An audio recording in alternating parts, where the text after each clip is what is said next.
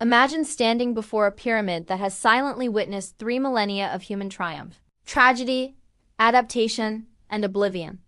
Its stones silently guarding a message encoded not in letters but in intention, in pattern, in the careful orchestration of energy. This is not a story about treasure or conquest. It is about perception, how societies encode survival strategies into structures, and how our brains, like neurons in a vast network, decode signals that span centuries. Consider this. Beneath layers of limestone, at a depth untouched for thousands of years, there exists a hidden chamber, whose very existence challenges assumptions about history, about communication, and what it means for a civilization to leave a message for a future it will never witness. Why does such a chamber exist? And more importantly, what does it say about the people who built it? About the mechanisms of human adaptation, and the subtle interplay between collective behavior and environmental stressors. The pyramid, as a monument, is both physical and cognitive. Physically, it is a marvel of engineering, a structure of immense precision where each stone is a node in a carefully calibrated system, designed to withstand time. Cognitively, it represents a network of intentions, much like the human brain, where each action, each ritual, each architectural choice is a signal encoded into a material substrate. Neuroscientists today might describe it as an externalized memory, a memory that exists outside the body, yet within the collective neural architecture of a society.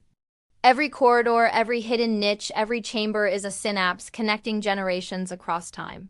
When modern archaeologists and engineers uncover these spaces, they are effectively tracing patterns in a complex network, observing how collective cognition responds to stress, uncertainty, and the inevitable decay of time. From a psychological perspective, human beings are pattern seekers and civilizations are pattern creators.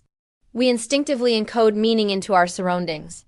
The builders of this pyramid were operating within a mental framework that understood the limits of perception and the vulnerabilities of memory.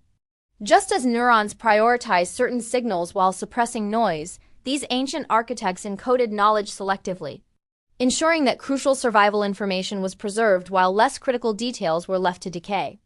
What might this hidden chamber contain? Perhaps it is a repository of astronomical knowledge, an early attempt at mapping celestial cycles to agricultural rhythms. Perhaps it is a ritual space, designed to align human behavior with cosmological patterns, reinforcing collective cohesion.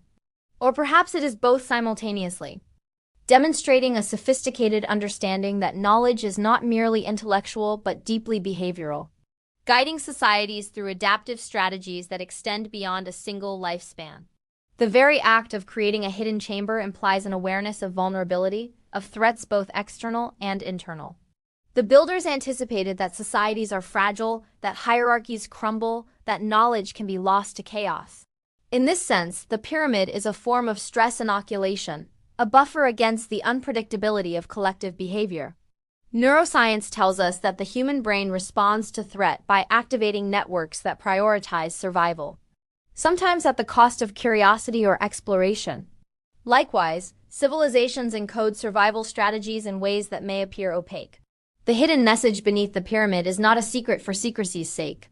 It is a calculated intervention in the collective cognition of future generations, a way of saying, we endured, we observed, we calculated. And here is the distilled wisdom of our responses to uncertainty. Consider the metaphor of society as an energy network. Information flows through nodes and pathways, modulating behavior in ways that are both subtle and profound. A famine triggers ritual innovation. A flood sparks architectural ingenuity. Each event generates a signal that is absorbed, interpreted, and transmitted. The pyramid, with its hidden chamber, is a crystallization of this process.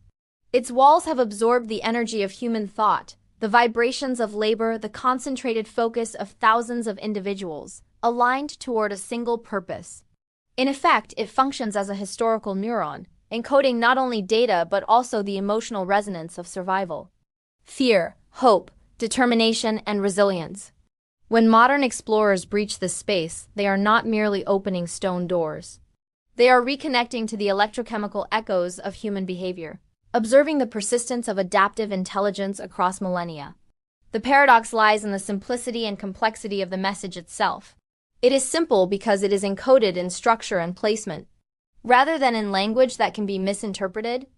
It is complex because it integrates knowledge of astronomy, geometry, ritual, and social dynamics in a way that anticipates future perception. The hidden chamber functions as a mirror, reflecting the collective neural strategies of its creators back to anyone capable of decoding them. Psychologically, this teaches us that intelligence is not merely about immediate problem-solving, but about the capacity to anticipate future states of the system, whether that system is a brain, a society, or a civilization. In this sense, the pyramid is less a tomb than a message board for cognition itself, an architectural thought experiment that invites reflection on the processes of memory, attention, and the transmission of cultural knowledge. History is replete with examples of societies embedding knowledge in durable media. The hidden chamber is part of this continuum, analogous to cave paintings, to clay tablets, to coded manuscripts. Each medium reflects an understanding of limits, human lifespans, environmental threats, cognitive biases. By embedding information in stone, the pyramid's creators extended their influence beyond their immediate perception, creating a temporal bridge that connects the stress response of one generation to the curiosity and perception of another. This bridge challenges the assumption that learning is always linear or immediate. Sometimes knowledge must wait, patiently encoded, until conditions align for it to be received and decoded correctly. What does this imply about our own approach to knowledge preservation? And how often do we fail to anticipate the temporal scale of our own actions? The hidden chamber also serves as a lens to understand the dynamics of collective behavior under constraint. Societies, much like neurons, exhibit emergent properties. Individual actions aggregate into patterns that cannot be predicted by analyzing components in isolation. When constructing the pyramid, laborers, architects, priests, and rulers participated in a complex choreography, each constrained by their role yet contributing to a coherent system. The chamber is an outcome of these constraints, a feature that emerges not from a single mind but from the interplay of many, demonstrating that resilience is often a collective property. From a neuropsychological perspective, this mirrors the way cognitive control emerges from distributed networks. No single neuron governs thought, yet the network as a whole generates intelligent behavior. Unexpectedly, the hidden chamber also challenges assumptions about vulnerability and strength. At first glance, secrecy suggests fear, weakness, or an inability to communicate openly. Yet, on closer inspection, it represents a sophisticated form of protection and foresight.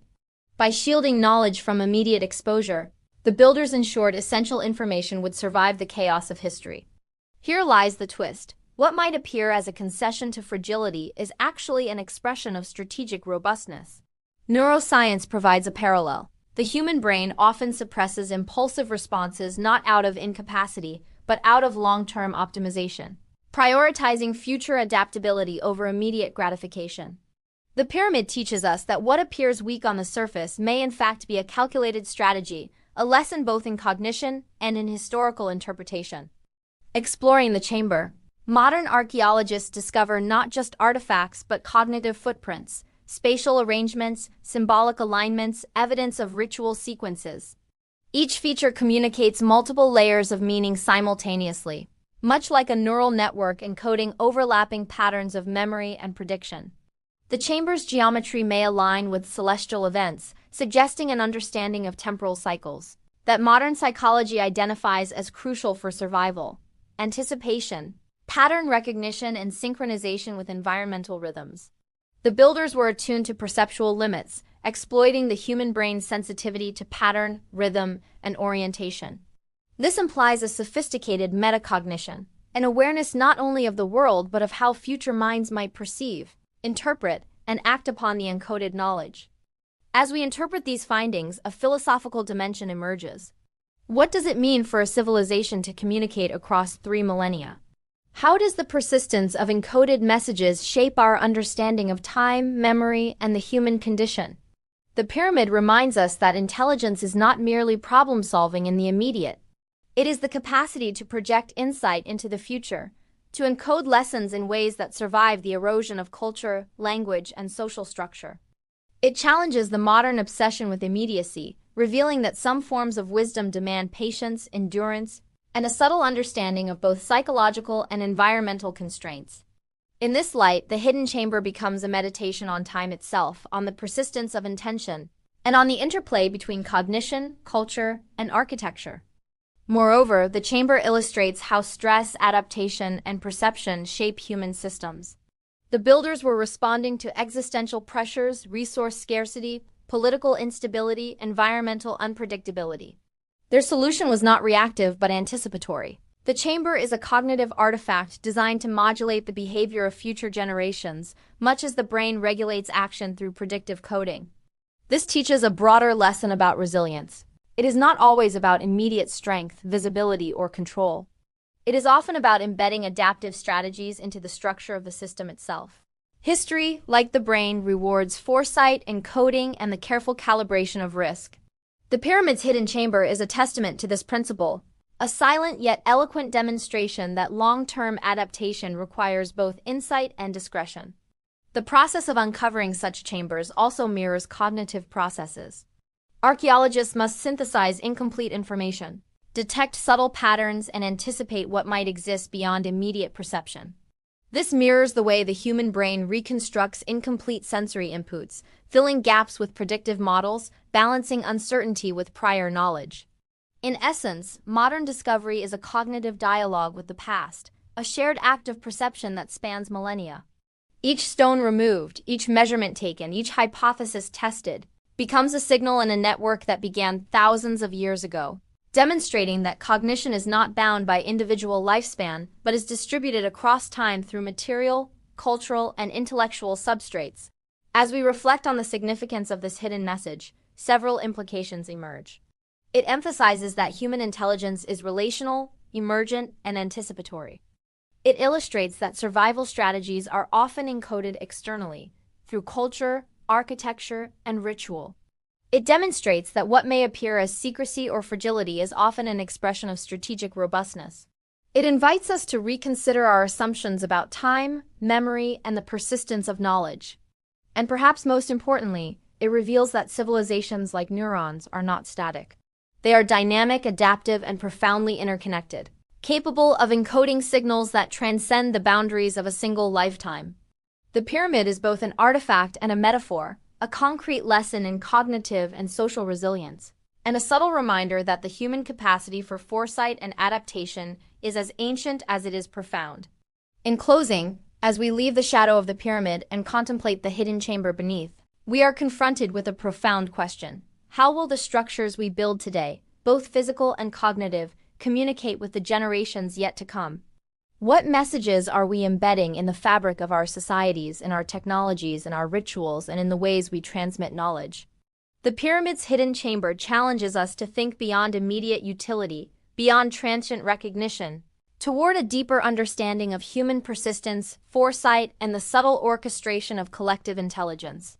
It reminds us that knowledge is not always a matter of disclosure, but of careful encoding, that resilience often manifests in silence, and that the echoes of intention can travel further than we can imagine. If this reflection has inspired you to reconsider the ways in which history, cognition, and architecture intersect, if it has sparked curiosity about the hidden dimensions of human intelligence and adaptation, engage with this dialogue. Comment your thoughts on what you believe the pyramid's hidden message might truly be.